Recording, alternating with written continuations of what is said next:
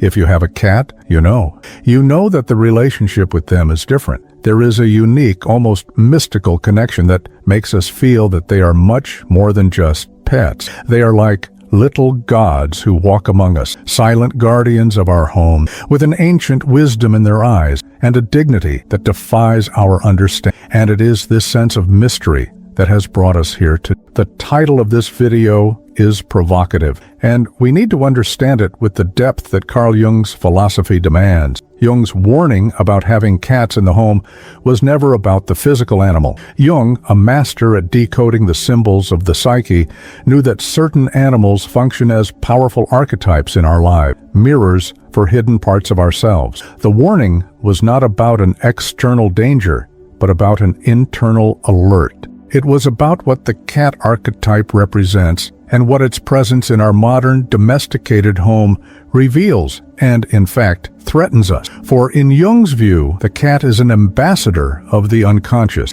It is an emissary of the night world that we, modern humans, try so hard to forget. The cat represents everything that our daytime, logical and controlling mind, our ego, has tried to repress and banish: pure instinct, mystery, sovereignty that does not ask for permission, self-sufficiency that does not need approval, and, above all, the indomitable feminine principle, the energy of Eros. Think of your psyche as a large house. Your conscious mind is the living room, well-lit, tidy, and socially acceptable. The cat is that mysterious creature that has free and unrestricted access to the dark basement and the dusty attic, the realms of your own unconscious where your instincts, your memories, and your forgotten treasures reside. And Jung's warning is actually an invitation. Pay attention to what this creature awakens when it rubs against your legs, or when it, with sovereign calm, ignores you completely. The promise of our 40-minute journey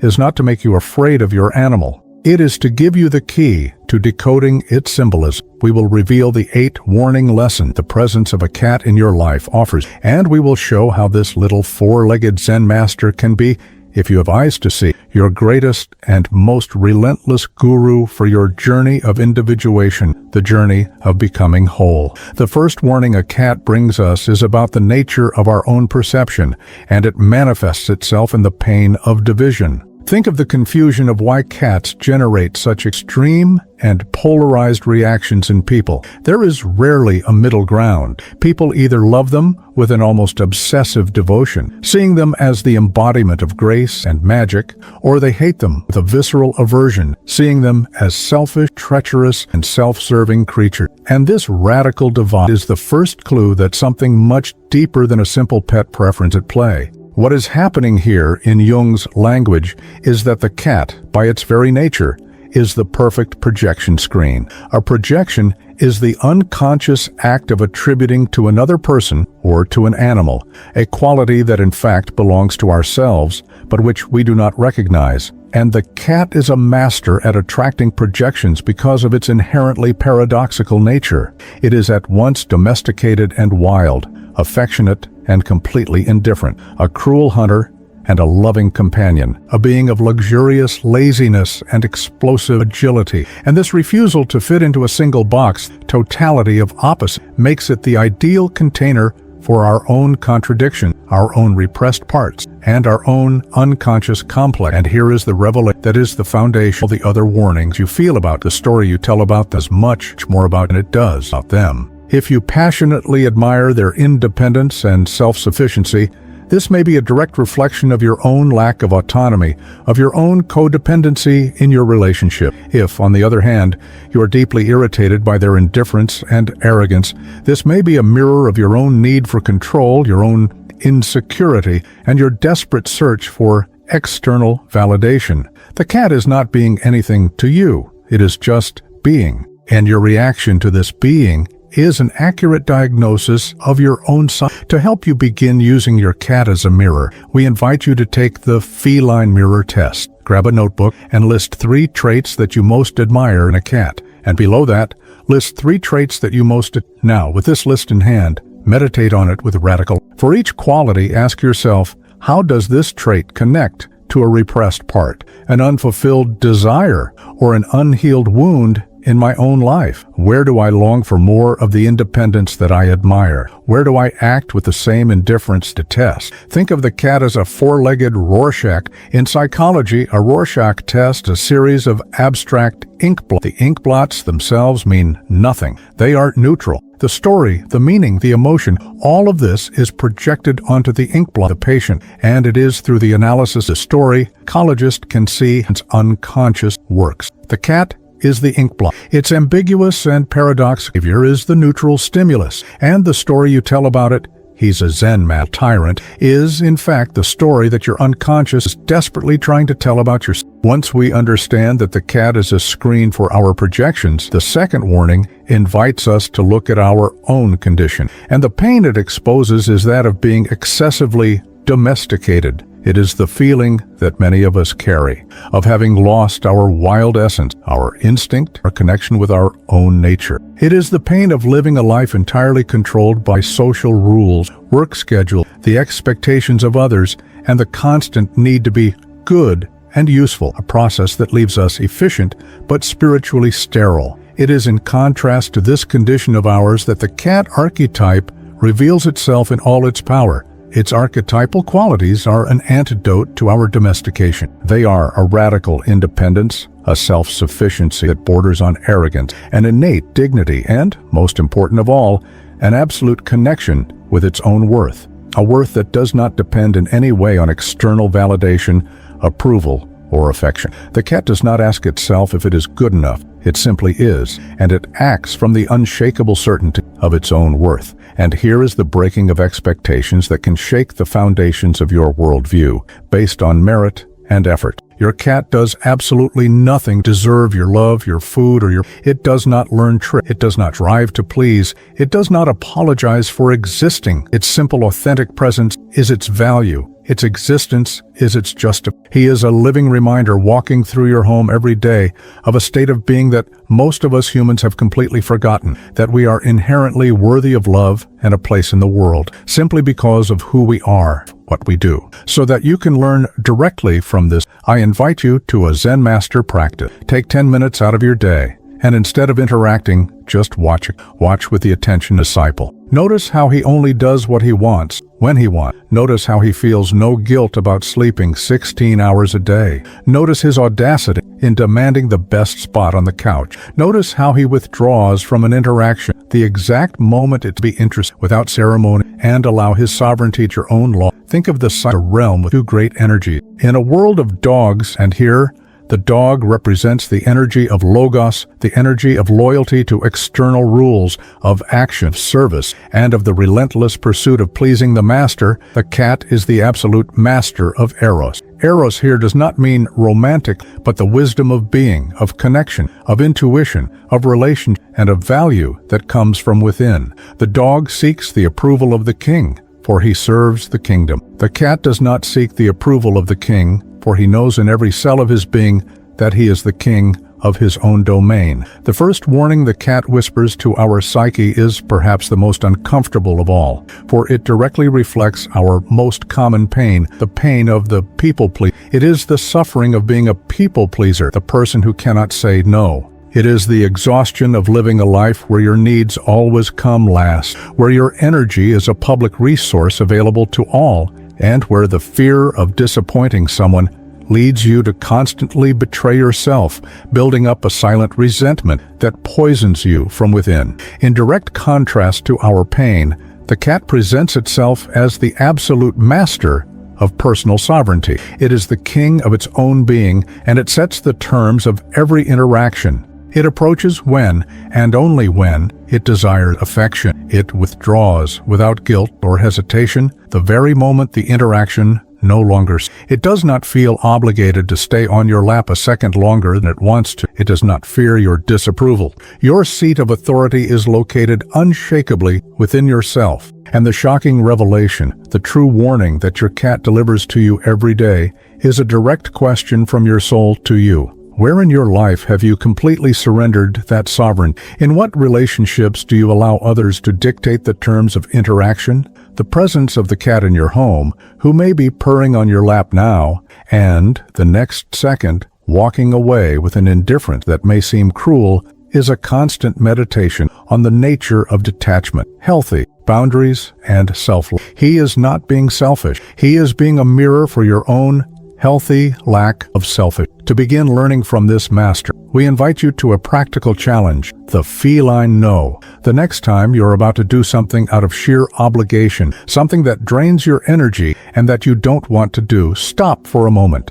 Mentally conjure up the image of your cat. Summon your calm, your dignity, and your sovereign indifference. And then practice saying no. It can be a gentle no, a no that asks for more time, like, I need to think about this. Or, if you have the courage, a simple, calm, non-negotiable no. Feel the power that lies in honoring your own will. Think about the way you interact with your cat. You seek his affection. You call him. You pet him. And he, when he's in the right frame of mind, honors you with his presence and his affection is a privilege he grants you, not an obligation he has to you. And your cat, your silent guru, is teaching you the hardest and most important lesson of all. Your time, your energy, and your affection should be treated as a privilege, a gift that you, the ruler of your kingdom, not a resource that others have the right to whenever they. The second warning that the cat delivers to speaks directly to the pain of modern man's disconnection. It is the pain of feeling trapped in a purely materialistic world, a world that can be measured, weighed, and explained by logic.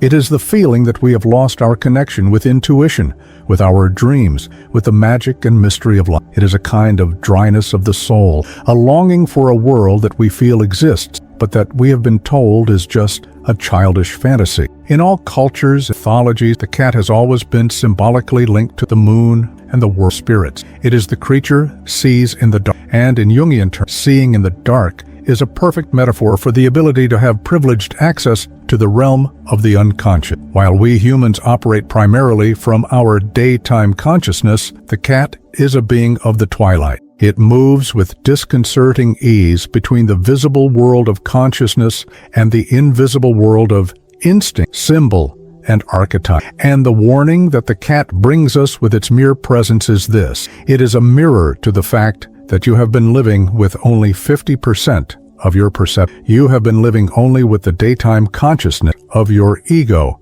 attached to logic and what can be proven. The cat in your house, sleeping during the day and coming alive at night, is a silent, constant invitation for you to also learn to see in the dark, for you to start paying attention to your dreams, to trust your instincts and goosebumps, and to value the wisdom that cannot be explained by reason, but that is felt in the body. To begin opening this door to your own invisible world, we invite you to practice Feline Oracle. Before you go to sleep, instead of distracting yourself with your cell phone, take 5 minutes. Sit quietly in the same room as your cat. Formulate a clear question in your mind to your unconscious, to your soul. It could be about a problem you are facing or a direction you need to take. And then ask for a dream as an answer. Say internally, "Myself, please guide me through my dreams tonight." And when you wake up, the first thing you do is write down any image, feeling, or dream fragment that comes to your mind, no matter how strange or illogical it may seem.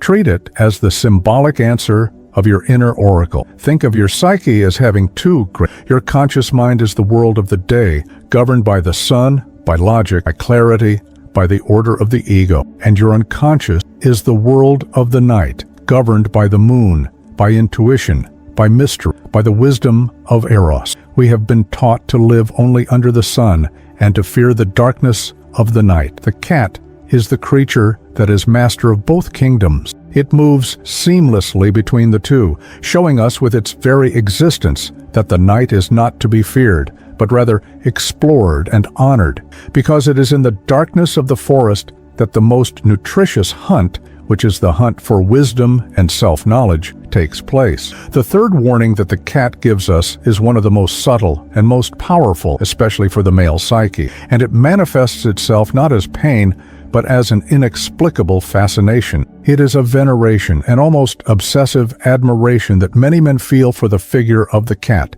especially the female cat. It is a feeling that goes far beyond affection. It is an enchantment for its mystery, for its autonomy, for a way of being that is at the same time seductive and unattainable. What is happening here in Jung's language is that the cat is one of nature's most potent hooks for the projection of the anima is the archetype of the feminine soul that lives in the unconscious of every man. She is his inner counterpart, the bearer of all the qualities that his masculine consciousness, focused on logos and action, has repressed or left undeveloped. And the archetypal quality, its radical independence, its mysterious intuition, its self-sufficient beauty, its ability to be both a nurturing being and a relentless predator, are the near-perfect embodiment of the anima in its most primal form. And herein lies the danger, the real warning that Jung was about. The danger is not in the cat at all. The danger lies in the man remaining trapped in a state of passive adoration of his externally projected anima, whether in the or in partners who possess the same feline character. The risk is that he will spend his entire life fascinated by this energy in the external world, rather than doing the sacred and necessary work of integrating these qualities within himself. The goal of the male soul journey is not to possess it is to develop his own intuition, his own emotional independence, his own inner beauty, and his own connection to the world of the soul. In order for the men who watch us to begin to transform this admiration into integration, we invite you to reflect deeply. Look at your cat or the archetypal image of him and ask yourself, the autonomy and mystery that I so admire in this creature, how can I begin to cultivate these qualities in my own life? How can I become more comfortable with the unknown, both in the world and in myself? How can I learn to trust my intuition, my gut instincts, more than just my logic? Think of the cat as a priestess of an ancient and powerful goddess, the goddess of mystery, intuition, and the soul, who has decided to make her home in your living room. The danger is not in the priestess. The danger is in your temptation to build an altar to her and worship her as an external idol, forgetting that her true function is not to be worshipped, but to be a mirror, a living mirror that is there every day to reflect the feminine, intuitive, and psychic side that needs to be honored, respected, and ultimately awakened within you. The fourth warning that the cat gives us is a lesson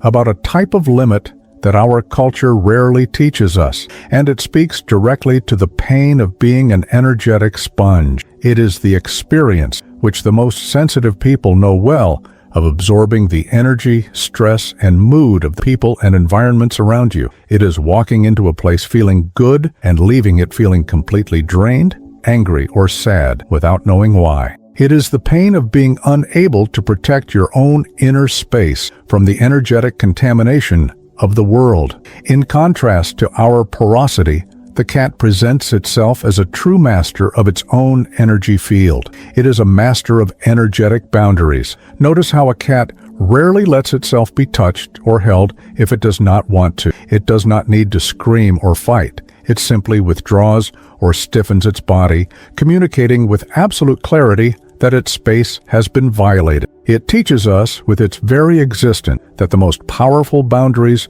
are not the physical walls we build, but the energetic and intentional boundaries that we project from our own center. And the warning here is a direct diagnosis from your soul. You are energetically porous and need to learn to say no without using a single word. The cat does this through its posture, its focus, and its calm but absolute intention. It teaches us that protection does not come from aggressive reactivity, but from a presence so centered and so in control of itself that it naturally repels that which is not in alignment with its peace. To begin cultivating this protection, we invite you to a visualization practice we'll call the invisible fence. Before you enter a situation that you know will be energetically draining, like a tense work meeting or a difficult family gathering, pause for a moment. Take a deep breath, center yourself in your body, and visualize a bubble of golden light or a force field of energy surrounding you,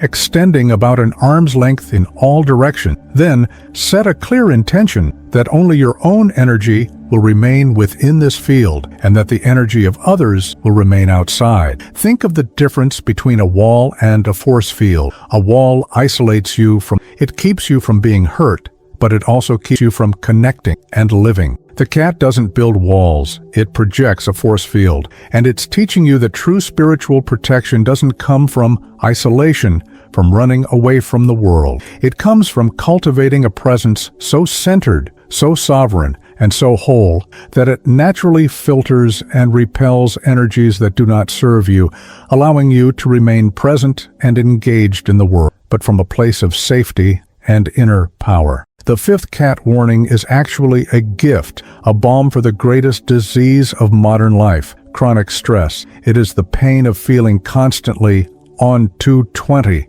with the nervous system in a state of perpetual alert. It is the anxiety that manifests itself as a tightness in the chest, a mind that will not stop chattering, and the inability to truly relax, to disconnect from the world, and find a moment of genuine peace amidst the chaos of life. What may seem like just a pleasant sound, science is now beginning to prove as a form of vibrational therapy. A cat's purr is not just a sign of contentment. It vibrates in a very specific frequency range, usually between 25 and 150 hertz, and scientific studies have shown that exposure to these frequencies can have remarkable therapeutic effects on the human body. They can help reduce stress levels, lower blood pressure, and, incredibly, promote soft tissue healing and even bone density. And here's the revelation that turns your cat into your own personal therapist. The presence of a purring cat on your lap or next to you is literally a vibrational therapy session,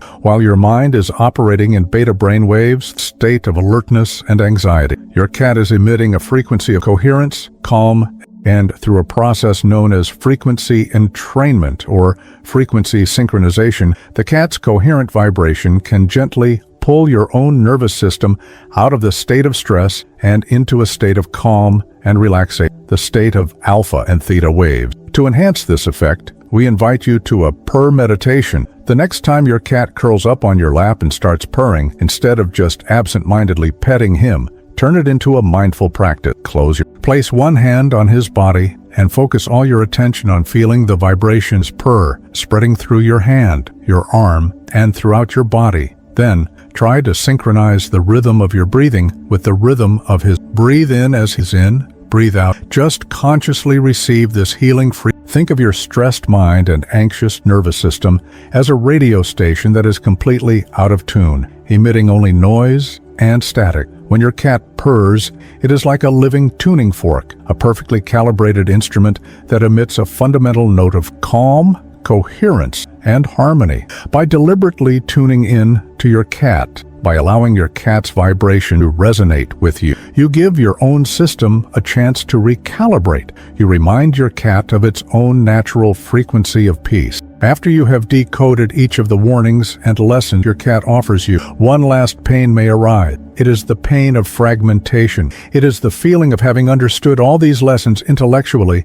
but of not yet knowing how to unite all these qualities, the sovereignty, the intuition, the boundaries, the calm, into a way of being that is cohesive, powerful, and authentic in the world. It is the desire not only to understand the master, but to become the master. And the ultimate goal of this entire journey, the purpose of all the warnings, is precisely this. The goal is not just for you to have a cat in your home, but for you to awaken and integrate your inner cat. This is the process that Jung called individuation. It is the act of integrating the qualities of the feline archetype into your own personality, not to become an animal, but to become a more complete, more instinctive, more authentic, and more whole human being. And what does it mean in practice to become the cat? The ultimate break from expectation is that it manifests itself in very concrete ways in your life. It means having sovereignty over your time and energy.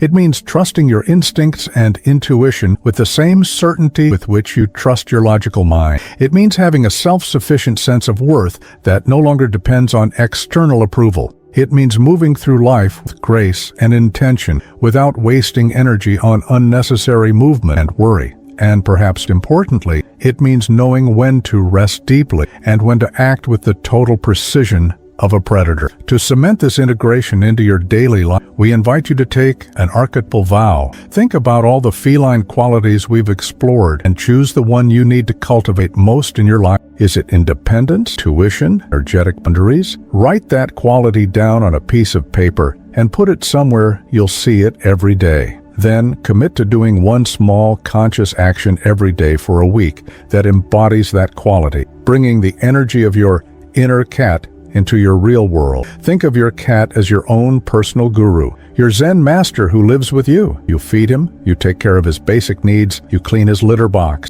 and in return, silently, he gives you every day the most important lesson of all, the lesson of becoming the master of yourself. And your graduation from this school of wisdom happens the day you no longer need to look at it to remember how to be, because you have finally become it. We journeyed together today through the 8 warnings that the cat archetype presents to us, and we discovered that what seemed like a shocking and perhaps frightening warning was in fact a profound invitation to a journey of self-observation, honesty, and immense integration and growth. The central truth that emerges from this exploration is that the cat, this enigmatic being that we invite into our homes, functions as a mirror for our wild soul, for our intuitive, sovereign, and nocturnal part. And the real danger that Jung warned us about is not about the cat. The real danger is that of spending an entire life without ever recognizing, honoring, and integrating this essential and powerful part of our. For in order to become whole, to achieve individuation, the conscious, diurnal, logical man, the man of the sun and the logos, desperately needs to ally himself with and honor his unconscious, nocturnal, relational, the side of the moon and Eros, and the cat, no other being, is the master and guardian of this. The next time your cat curls up on your lap or ignores you to create a calm, or looks deep into your eyes as if seeing your soul, don't just see a master, see a mirror, and ask yourself the question that Jung, wise smile, to ask, is the part of me that it reflects, the free part, the mysterious part, the unapologetic, sovereign part, allowed to live freely within my own home?